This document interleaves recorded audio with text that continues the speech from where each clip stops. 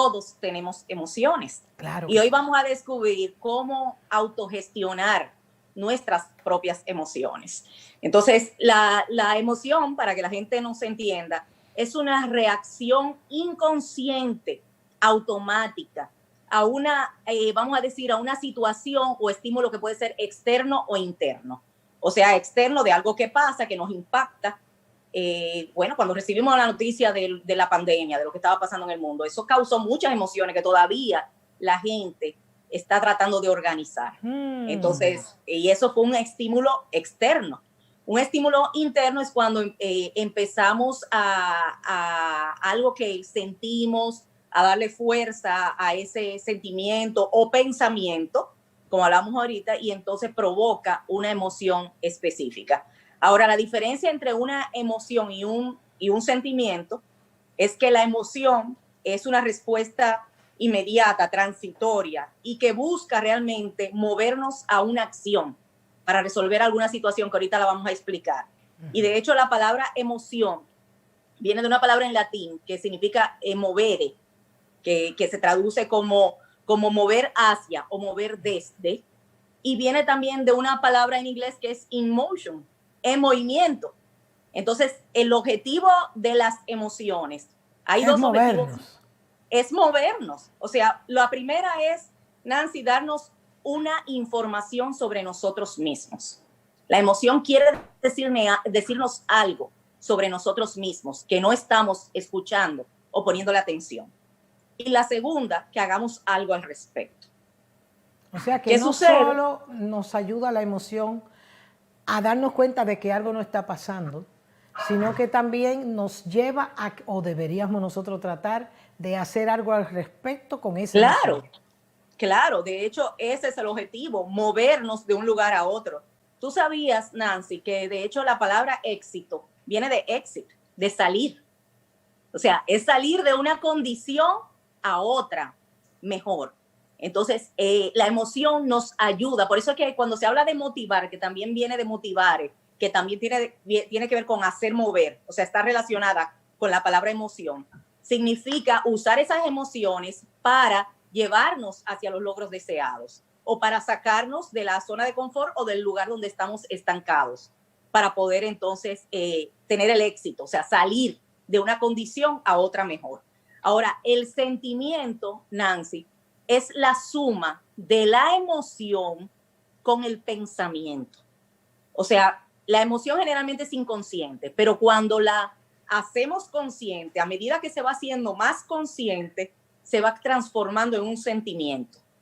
Y entonces se prolonga más porque ya el sentimiento se fija a través de la conciencia. Ahora, la emoción es la respuesta inmediata, el sentimiento es una respuesta, y la emoción, perdón, es inconsciente, el sentimiento es una respuesta a esa emoción ya pensada, entonces ya reflexionada, ya haciéndola consciente. Es como cuando...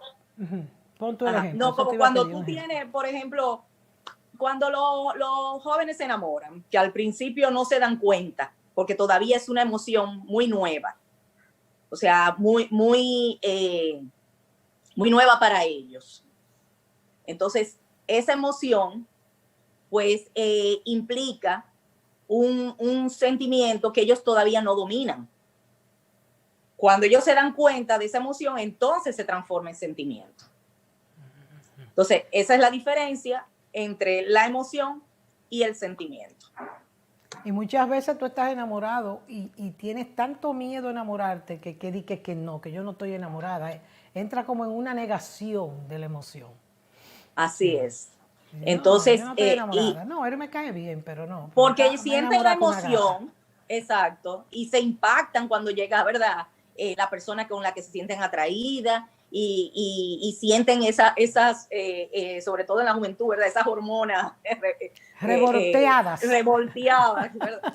Entonces, pero todavía no han hecho conciencia de que tienen un sentimiento hacia esa persona. Entonces, cuando se van haciendo conscientes de los afectos, entonces ya esa emoción se convierte en un sentimiento. O sea, que en el sentimiento interviene, en pocas palabras, además de la reacción fisiológica que contiene la emoción, un componente cognitivo y subjetivo que genera lo afectivo. Esa es la diferencia entre esa emoción y ese sentimiento. Ahora, es muy importante entender por qué tenemos que aprender a escuchar y hacerle caso a nuestras emociones. O sea, en el sentido de que la emoción nos da una energía que nos mueve a través de nuestro cuerpo. Y si estancamos esa energía, entonces somatizamos. Claro. Yo te decía cuando hablábamos un poquito de esto antes de estar aquí hoy, que mi profesor de terapia de vidas pasadas, que después le cambió el nombre porque la verdad que él fue el creador, pero la desmitificaron y la convirtieron en un disparate. Y él le cambió el nombre, no me acuerdo ahora cuál nombre le puso. Pero era un hombre brillante, era un inglés, bueno, como Savage. Tenía, sí, nuestro querido Savage, ido a destiempo.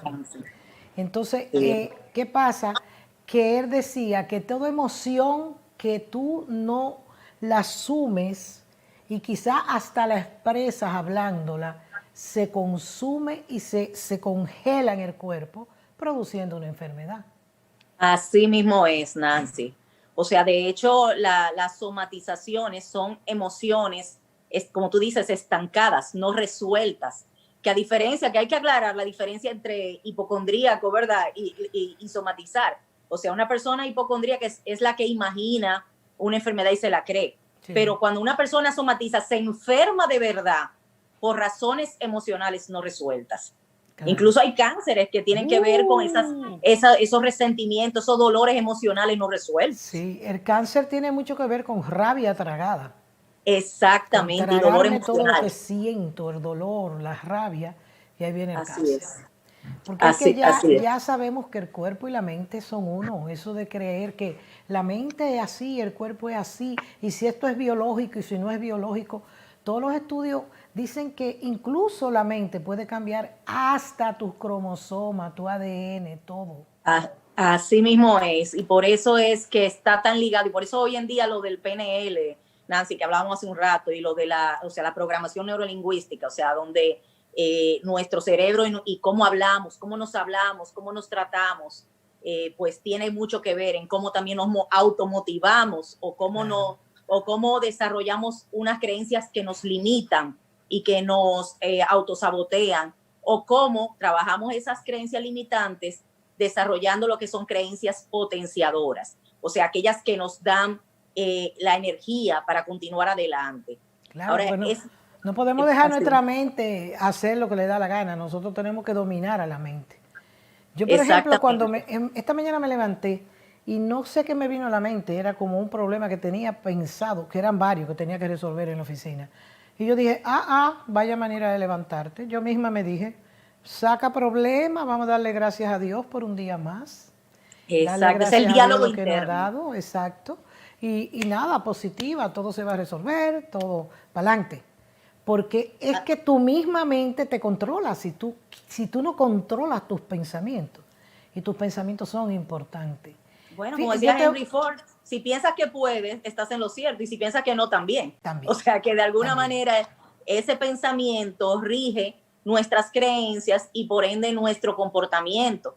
Claro. Entonces, y por eso tenemos que, porque el cómo nos hablamos es tan importante, porque el subconsciente no diferencia entre realidad e imaginación y fantasía. O sea, si escucho una palabra, esa palabra se queda ahí, dando vueltas en el subconsciente, sea positiva o negativa. Por eso es que tenemos que ser tan selectivos con lo que oímos, con lo que vemos, con el input que nos metemos a nuestro cerebro.